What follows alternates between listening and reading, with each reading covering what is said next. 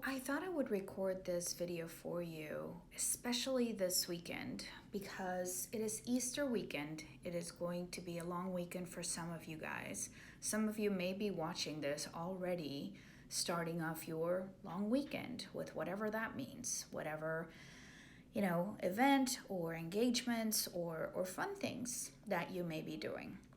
Well, for me, when I was active in my addiction, having long weekends, and especially weekends like this one, would be a minefield. Just really dangerous because I wanted so badly to be able to be like everyone else around me and control my drinking and drink normally. Except for many years, I wasn't ready to understand that I'm an alcoholic. That choice of drinking normally is just not available to me.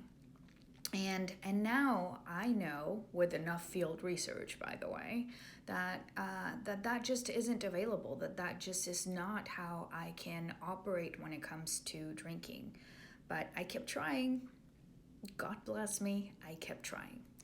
And there was one particular instance in an Easter when my son was probably 7 or 8. And I remember it was what it always was. It was just a dinner the night before Easter on Saturday. And it became what it always became, which was drinking since the afternoon, dinner, and then deep into the night, drinking. And I was not ever a go out and party type of drinker at that age when my child was young. I was a stay at home and just drink everything that I could there type of mom. And on that Sunday, that Easter Sunday, I remember waking up with a panic at 8 in the morning. I think my child came in and said, Mommy, the Easter bunny. And in that moment, I woke up and I realized I had forgotten the whole thing, the eggs, the festivity, I had the eggs. I just forgot to do what mommies do the night before Easter. And I don't remember how I handled it. I was probably still quasi-drunk, if not, in a horrible state of being hungover. And I think I put my son in his room or on the TV saying, oh, but the celebration begins with, a celebration of, I don't know, Bob SpongeBob or whatever it was. And ran and hid, and did my bunny duty of Easter eggs. And I look back and I have such compassion for the woman that I was, because that type of thing, while it sounds horrific and it sounds just like lack of parenting and lack of paying attention to priorities and what is, the most important in life, especially for a parent, which is their child. I wasn't trying to do these things. I was a slave to my addiction. And my behavior, although it felt like I was personally driving it, was not really with that scope of power. I just didn't have power over my behavior once I started drinking. I did not have the power of choice, nor how I reacted on a body and mind level when it came to drinking, which is why I know that I'm an addict. That's what happens to people like me. So if you are about to begin a weekend in which drinking is still a struggle, and you know that you're struggling, and you know that this sounds like a story that could very possibly happen to you, number one, I send you all my love. I have all the compassion in the world for you. I want you to ask yourself 2 questions. Number one, can I still control my drinking? Or is this out of control scenario very prevalent in my life? Do you have that real choice and decision-making power available to you once you begin to put your drug of choice in your body, whether that's alcohol or another type of drug? And number two, are you ready to do something about it? Because weekends like this get me so full of gratitude. But it also reminds me that it all started with a decision for me. Now, bear in mind, your decision is not to quit drinking or using.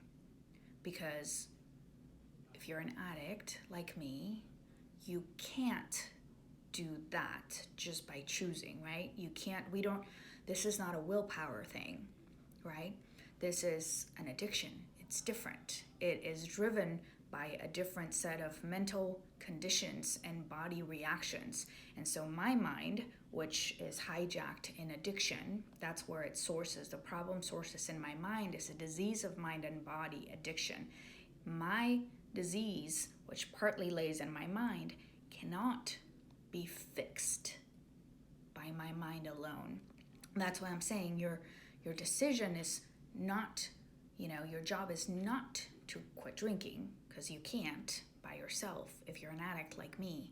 Your job is to make the decision that you are done and then run to the solution. So, big questions. The questions that, nobody stops and asks you. I want you to ask those big questions. If what I'm saying, if what I'm describing, if this beautiful weekend that, lays ahead, all of a sudden is this minefield that you are kind of scared of how it's going to play out for you because you're stuck in the cycle of not trusting your own actions, right? And turning your mind, or deciding or choosing, or what you think is choosing, to just have the one drink, which never happens, or the one pill to help you get through, which never really stops there. So this is a beautiful weekend. It's a beautiful weekend where whatever your religion or spirituality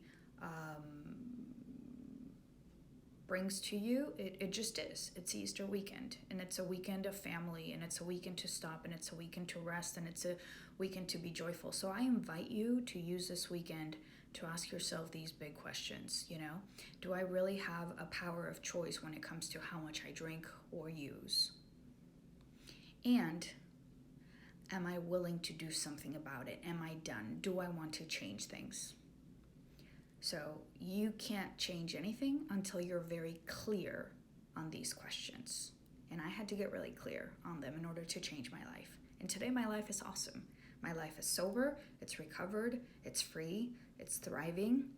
I love it. I absolutely love it. I have shitty days, but the majority are really good.